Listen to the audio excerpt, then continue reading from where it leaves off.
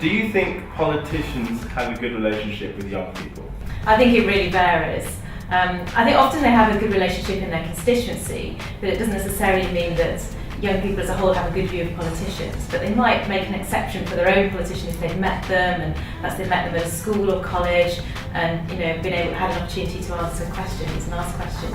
How are you making policies age relevant? Well, you need to know what young people think, most importantly. So, I personally make a habit of going into all the schools and the further education college in my constituency, meeting people. We do stuff as part of citizenship. I go in and do assemblies, and I give them an opportunity to ask me questions.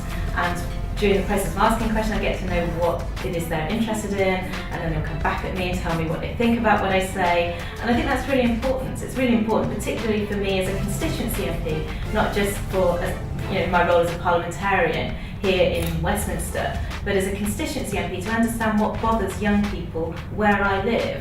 So I really value those opportunities to come in and talk to people. Following on from that, Lorna has a question. Young people may feel as though they're negatively labelled by police. Are there any schemes in place to ensure that there's no discrimination within the police force that are actually enforced? I think there's not enough, is my personal view. This is an issue that I meet a lot in my constituency, where people are stopped and searched often unfairly. If people react badly, they can find themselves in a situation where they get their DNA taken, and you end up with this situation that increases friction really between young people and the police, where police will view young people as trouble, and young people will always view the police as harassing them, and it's very, very negative. I think one of the things that would help is for every ward, we have community police at the moment, but if in every ward we had one police officer whose responsibility was to work with young people, to get to know the young people in the area, so that you had somebody who was a friendly face. That starts to break down barriers, and that's something that we've been arguing for, but it's not in place at the moment. And what you do find is particularly young black men, it's something like 3/4 of young black men in this country have their DNA on the database, and there's no way that is not discriminatory.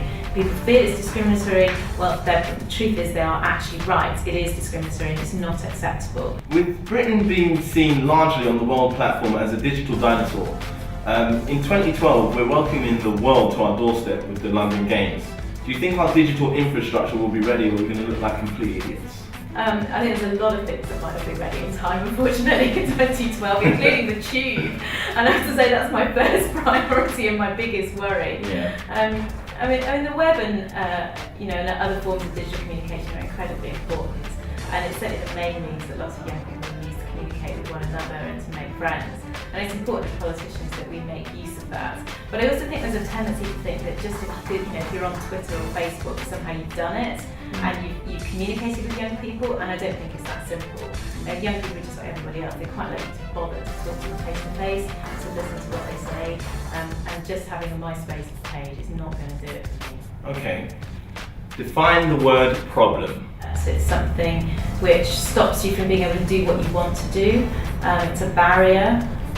It depends on the context really and how it's used. It's a problem to attach the word problem to young people. It's not helpful. It's not helpful for them.